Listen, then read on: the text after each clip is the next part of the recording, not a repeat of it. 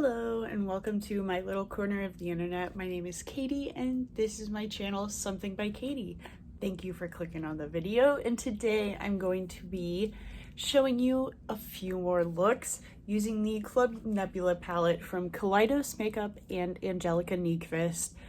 I, spoiler alert, really have enjoyed all of my experiences using this palette, and I just can't put it down. I have just kept playing with it all week. I haven't wanted to play with any other eyeshadow palettes.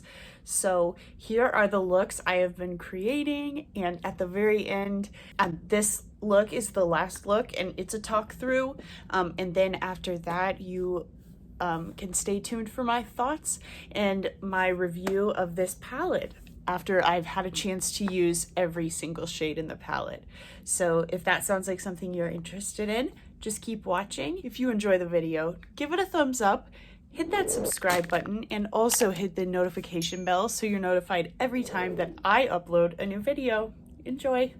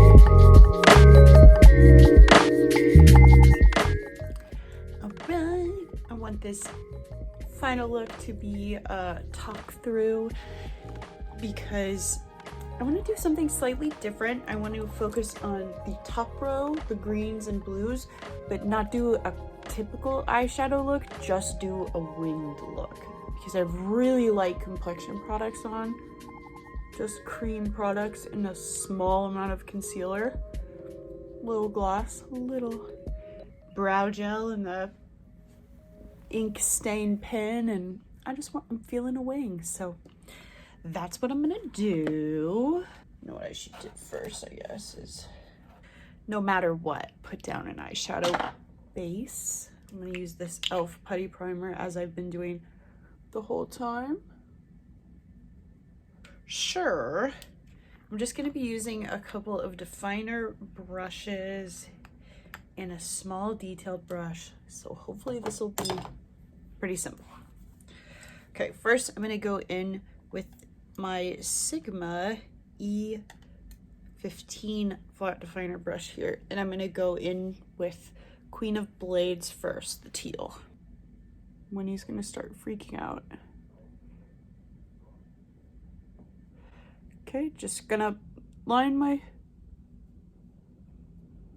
lash line with Queen of Blades.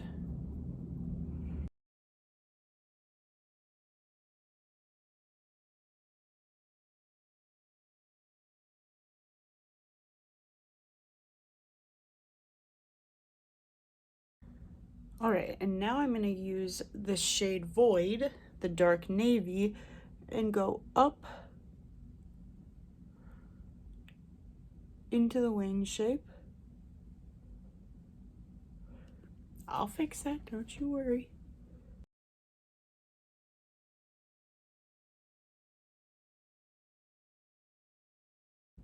We'll get there, don't worry, don't worry. Back with Queen of Blades.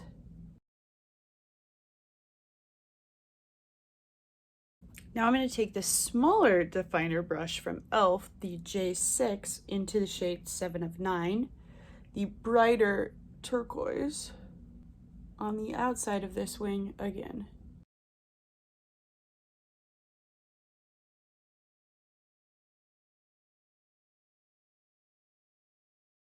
And now I'm going to take this little Dose of Colors precision brush back into that shade Queen of Blades, and now Gravity, lime green.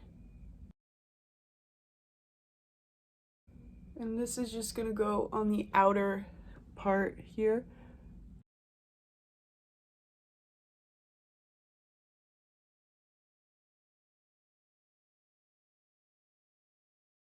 This is exactly what I had in mind that I wanted to do here. 7 of 9. Blend it on the lower lash line here. Now finally I'm taking the shade Firefly.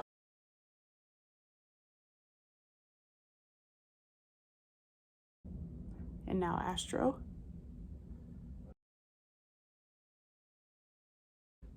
Ooh, so fun. Okay. See you again in a second when this is completed.